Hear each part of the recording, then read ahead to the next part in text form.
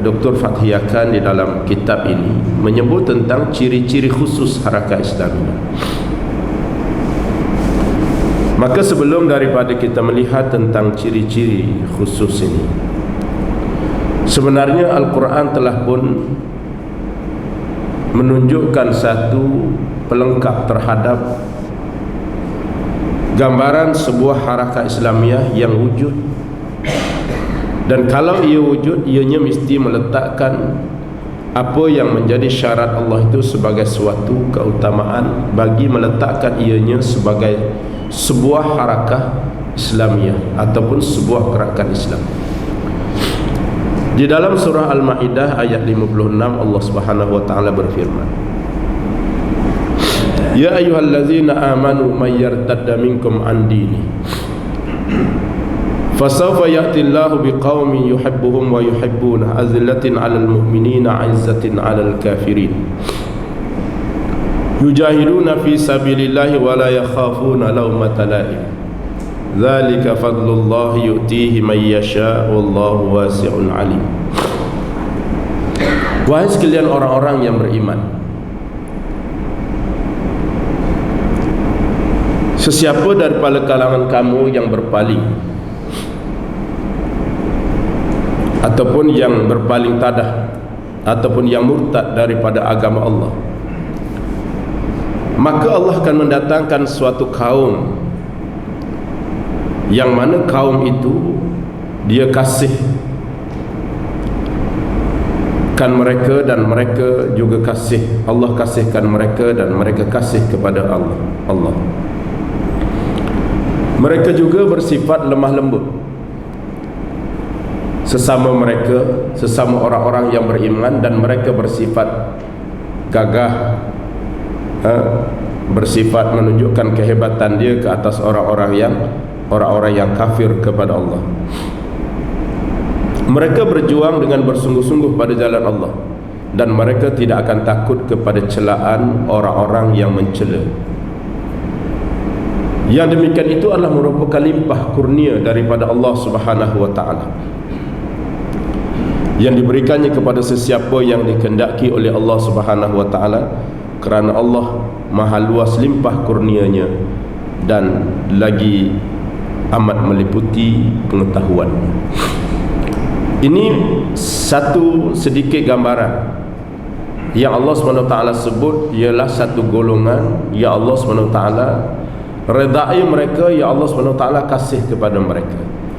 Pertama, mereka kasih kepada Allah, kasih dengan meletakkan Allah sebagai matlamat di dalam kehidupan, dan Allah kasih kepada mereka, dan mereka itu bersifat lemah lembut ataupun bersifat kasih sayang terhadap orang-orang yang beriman, ataupun mereka merendah diri, tawaduk kepada orang-orang yang beriman. Sebaliknya, mereka berkeras dan menunjukkan kehebatan izzah mereka kepada orang-orang yang kafir, dan mereka berjuang bersungguh-sungguh pada jalan Allah Subhanahu wa taala, dan mereka tidak takut kepada celaan orang-orang yang mencela. Dia tak kisah pun orang nak maki dia, orang nak caci dia sekeliling mereka. Yang penting ialah mereka meyakini jalan mereka itu adalah benar, perjalanan mereka itu ialah menurut syariat Allah, dan begitulah sifat yang mereka faham bahawa perjuangan baginda sendiri membesar dengan celaan dan cacian di kalangan musuh-musuh Islam. Celaan dan cacian di kalangan musuh-musuh Islam. Celaan dan cacian itu hanya sekadar di peringkat mulut sahaja pada zaman Mekah, kerana pada ketika itu Abu Talib masih lagi menjadi pelindung kepada baginda sallallahu alaihi wasallam. Tetapi apabila Abu Talib telah pun mati, ini boleh jadi sebahagian daripada apa yang biasa diceritakan ketika menyambut Isra wal Mi'raj. Ketika Abu Talib mati, selepas itu tidak ada lagi dah yang menjadi backup yang kuat kepada Nabi. Masa ada Abu Talib, orang-orang musyrikin malu, segan kerana Abu Talib orang merupakan orang besar, orang yang sangat disegani di kota Mekah. Walaupun dia pakcik Nabi, tapi dia sendiri itu tidak beriman kepada ajaran yang dibawa oleh Nabi SAW. Sebab itu bila Abu Talib mati, tuan-tuan sekalian, sebelum Abu Talib mati dalam keadaan nafas yang ketika itu sudah ada petanda-petanda bahawa Abu Talib itu akan pergi, nyawanya akan dicabut oleh Allah, maka ketika itulah Nabi mentalkinkan Abu Talib dengan mengajak Abu Talib untuk mengucap 2 kalimah syahadah. Ya ammi qul syahadu an la ilaha illallah wa asyhadu anna Muhammadar Rasulullah.